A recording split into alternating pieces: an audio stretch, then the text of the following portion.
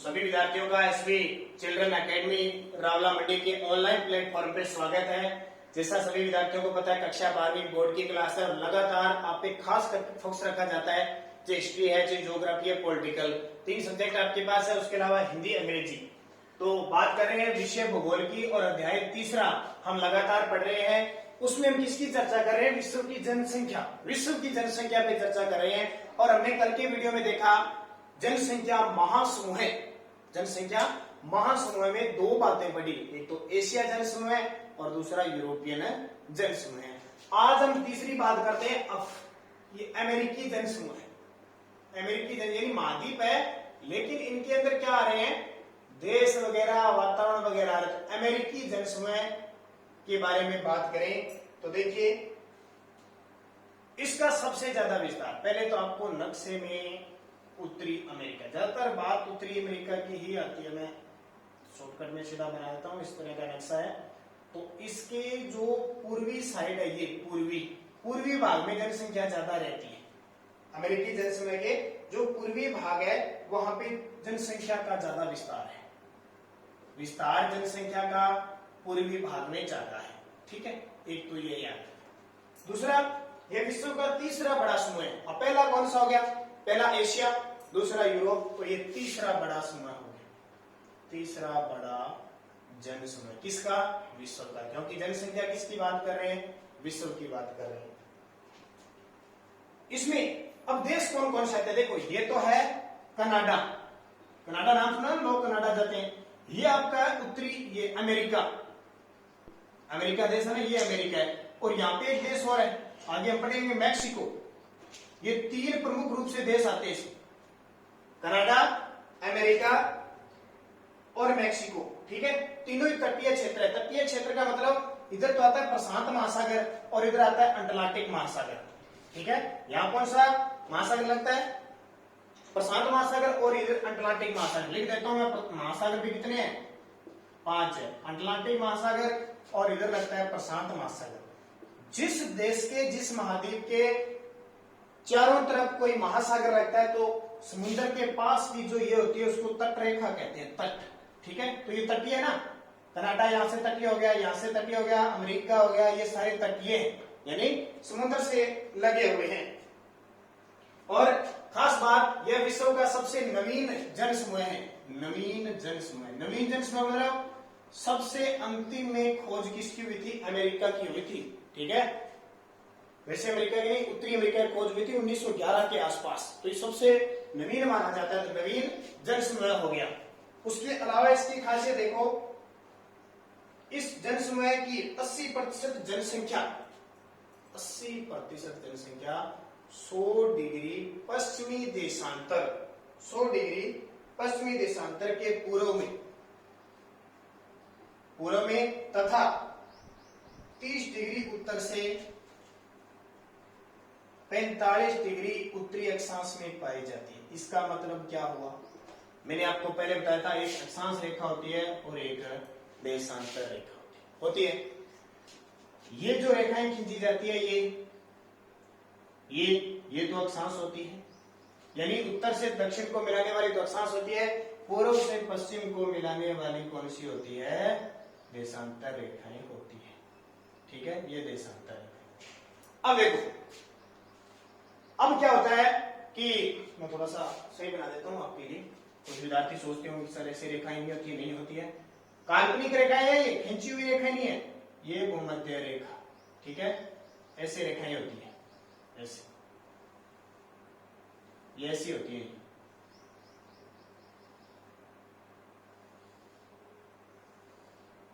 ऐसी। और जो देशांतर होगी वो यहां से ऐसे होगी, देशांतर। ठीक है, क्योंकि यहां पे बिंदु पे तो क्या होती है? चौड़ी होती है और धीरे धीरे जब पॉइंट पे चली जाती है ऐसे, तो यहां एकदम छोटी हो जाती है। ठीक है, ऐसे। तो ये जो लंबी खींची जाती है वो देशांतर होती है और दूसरी अक्षांश होती है। अब मैं यहां आपको बता देता हूं इस नक्शे में, ये विश्व के नक्शे में उत्तरी अमेरिका आ गया। यहां से क्या है? लगभग 100 डिग्री देशांतर गुजरती है। कितने डिग्री? 100 डिग्री पूर्वी देशांतर गुजरती है। और इसके पूर्व में क्या है? पश्चिमी देशांतर गुजरती है, सॉरी। पश्चिमी देशांतर, क्योंकि देशांतर रेखाओं की संख्या कितनी है 360।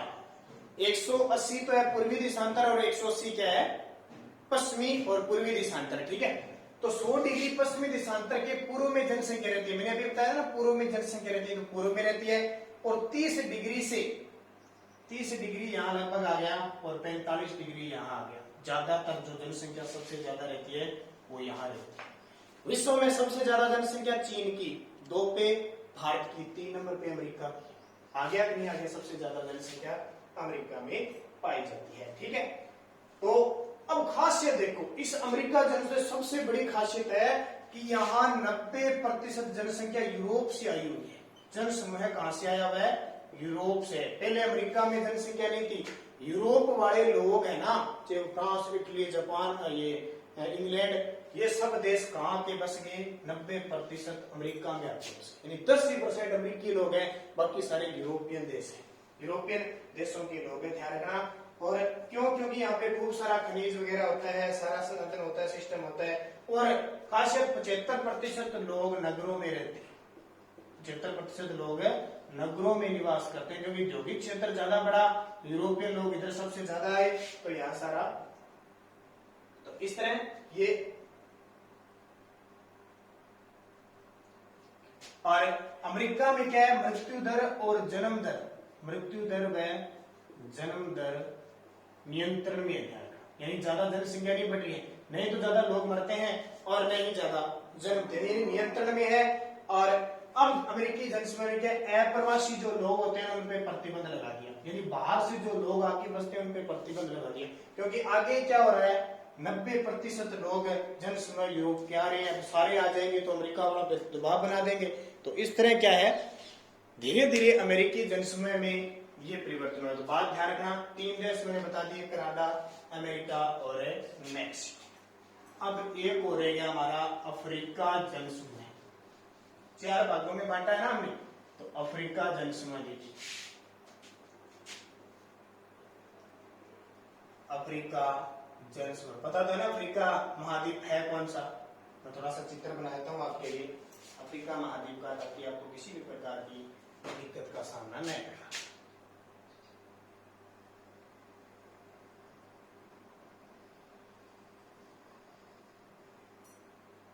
ये आपका अफ्रीका महाद्वीप, ठीक है। इस अफ्रीका महाद्वीप से 3 रेखाएं गुजरती है, एक तो मकर रेखा, एक भूमध्य रेखा और एक कर्क रेखा। तीनों रेखाएं गुजरने वाला महाद्वीप कौन सा है? अफ्रीका। कर्क, मकर, ये भूमध्य और मकर, तीनों रेखाएं इसके बीच से गुजरती है। 0 डिग्री, 23.5 डिग्री उत्तरी अक्षांश और 23.5 डिग्री दक्षिणी अक्षांश। आपने कभी नाम सुना होगा अफ्रीका, दक्षिण अफ्रीका टीम है क्रिकेट की, वो दक्षिण अफ्रीका टीम यहां से आती है, दक्षिणी अफ्रीका, ठीक है, यहां से आती है। केप टाउन, केप टाउन मैदान सुना है? यहाँ पे क्या, यहाँ आ गया जोहान्सबर्ग, जोहान्सबर्ग नाम सुना है ना आपने? जोहान्सबर्ग केप टाउन का मैच होता है। ये मैदान कहाँ पे? दक्षिणी अफ्रीका, वेल्ड घास के मैदान है यहाँ के, तो ये दक्षिणी अफ्रीका के अंदर है। और आपने एक नाम सुना सहारा मरुस्थल, ठीक है, सहारा मरुस्थल बहुत बड़ा, विश्व का सबसे बड़ा मरुस्थल कौन सा है? सहारा मरुस्थल। और यही सहारा मरुस्थल में कौन सी जनजाति रहती है? बुशमैन जनजाति रहती है। ये पढ़ा था ना आपने बुशमैन जनजाति के बारे में, सारी बातें शायद आपको याद होगी। मैं बात कर रहा हूं अफ्रीका। 2001 में अफ्रीका जनसमूह में 81.8 करोड़ जनसंख्या थी 2001 में, और 2013 के अंदर यह होगी 115 करोड़ के आसपास, यानी कुल जनसंख्या का 15%। 2001 में 81.8 करोड़ थे और 2013 में 115 करोड़ के, 110 कह लो, 15 कह लो करोड़ थे, यानी विश्व की जनसंख्या का 15%। इसके अलावा देखो यहाँ की खासियत, आकार की दृष्टि से एशिया अफ्रीका का दूसरा स्थान है, यानी क्षेत्रफल देखिए ना, क्षेत्रफल में तो अफ्रीका विश्व का दूसरा बड़ा महाद्वीप है, विश्व का दूसरा बड़ा महाद्वीप। जनसंख्या में देख के तो तीसरा, यानी चौथा है, क्योंकि अमेरिका तीसरा आ गया, चौथा हो। अब इसकी खासियत देखो, यहां टोटल 100 में से 70% जनसंख्या निर्जन है, निर्जन का मतलब न के बराबर लोग रहते हैं, क्योंकि एक तो बड़ा मरुस्थल आ गया। नंबर एक तो मरुस्थल, मरुस्थल के कारण, और दूसरा पठारी भाग है। इस महाद्वीप का सबसे कम विकास हुआ है। पठारी भाग ऊबड़ खाबड़ जगह है, कृषि बहुत कम होती है। और दूसरा मरुस्थल के कारण 70% निर्जन क्षेत्र है, और 30% भाग पर ही क्या जनसंख्या निवास करती है। 30% पर ही क्या करती है, जनसंख्या निवास करती है। हो गया। अब ये कहता है 30% जनसंख्या 3 संकेंद्रण में मिलती है, 3 क्षेत्रों में ही ज्यादा सघनता है। कौन कौन सी? एक तो अफ्रीका में नील नदी है, नील नदी विश्व की सबसे लंबी नदी कौन सी है? नील नदी के आसपास लोग रहते हैं। ठीक है। एक है जाम्बिया, जाम्बिया व नाइजर नदी है उसके आसपास, क्योंकि जहां नदी होगी ना, जहां उपजाऊ मैदान होंगे, वहां ज्यादातर आपको मिलेंगे। और तीसरा, ठीक है, जाम्बिया और गिनी तट, यहाँ पे उपजाऊ क्षेत्र है तो जनसंख्या रहती है। और तीसरा है दक्षिणी अफ्रीका का दक्षिणी, ये जो दक्षिणी अफ्रीका है का दक्षिणी व पूर्वी भाग, ये क्यों? क्योंकि जोहान्सबर्ग में सोना निकलता है। विश्व की सबसे बड़ी खान है, सबसे ज्यादा उत्पादन करती है जोहान्सबर्ग दक्षिण अफ्रीका में। तो जहां सोना होगा बाकी जाएंगे ना। हमारे राजस्थान में कहीं सोना हो, या हमारे जिले में आपको सुनाई दे कि रावड़ा में वहां सोना निकल रहा है, तो लोग बाकी सारे चले जाएंगे और वहीं बैठे रहेंगे। एक दिन सोना निकाले तो वहीं बैठे रहेंगे, कोई दूसरा ना ले जाए, तो वहीं बैठे बैठे करते करते क्या है, वहीं अपना जीवन यापन करने लग जाते हैं, वहीं अपना घर बना लेते हैं। तो इस तरह 3 संकेंद्रण क्षेत्र, नील नदी घाटी, वहां जनसंख्या खूब रहती है। जाम्बिया, नाइजीर और गिनी तट पे खूब जनसंख्या रहती है। और दक्षिणी अफ्रीका के दक्षिणी और पूर्वी इलाकों में भी जनसंख्या रहती है, क्योंकि वहां क्या निकाला जाता है? सोना निकाला जाता है। सोने के कारण क्या होता है? ये होता है। इसके अलावा यहाँ पठारी भाग है, तो मैंने बता दिया धीरे धीरे वृद्धि हो रही है, जनसंख्या वृद्धि खूब हो रही है। आगे आने वाले टाइम में यहाँ खूब विकास होगा। तो ये 4 भागों में हमने जनसंख्या संकेंद्रण को बांटा था। अब आगे हम पढ़ेंगे जनसंख्या घनत्व।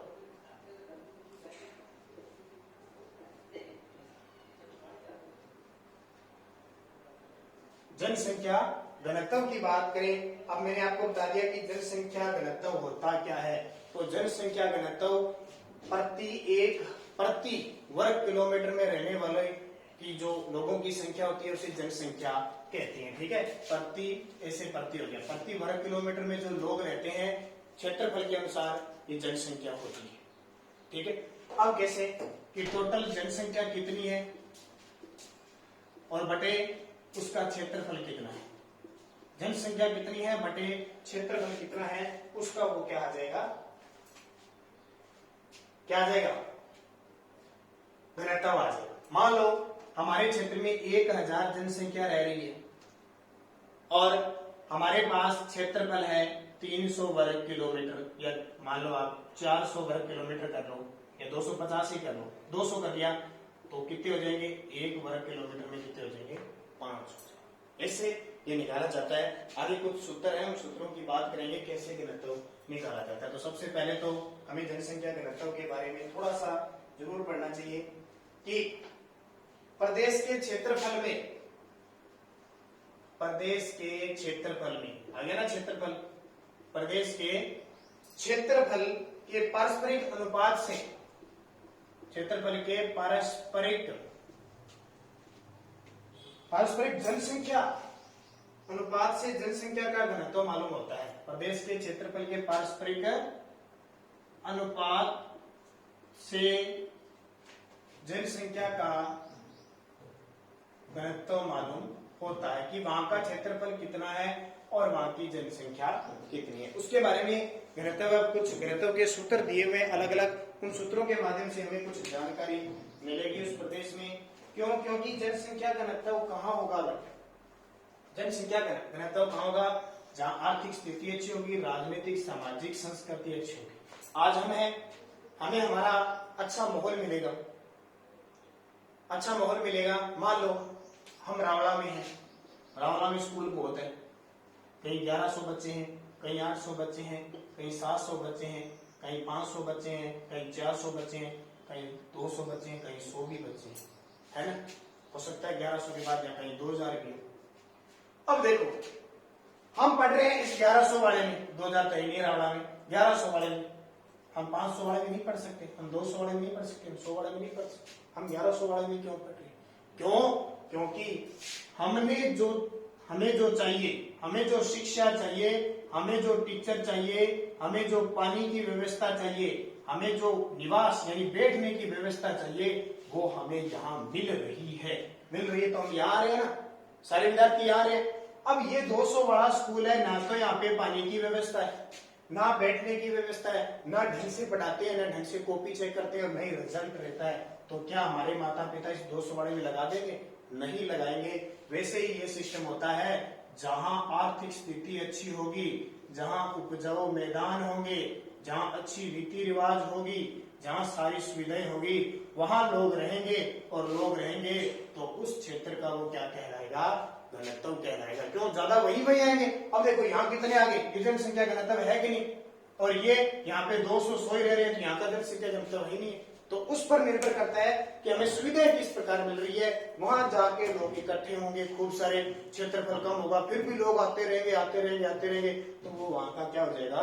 घनत्व हो जाएगा। अब वो बढ़ता घटता घनत्व अलग अलग क्षेत्रों में पाया जाता है। तो हम जनसंख्या घनत्व के बारे में चर्चा करेंगे, क्योंकि जनसंख्या घनत्व परिपूर्ण रूप से हमारे लिए इंपॉर्टेंट बनता है। तो जनसंख्या घनत्व में सबसे पहले कुछ पहलुओं का अध्ययन करेंगे। सीधा पढ़ लेना। मैं नंबर 1 पहलू बताता हूं, गणितीय घनत्व। नंबर 1 गणितीय घनत्व, क्योंकि जब जल्द ही हमारे विद्यालय लगने वाले हैं, जैसे विद्यालय लगेंगे ना, तो हमने दोबारा इनको बढ़िया तरीके से रिपीट करेंगे।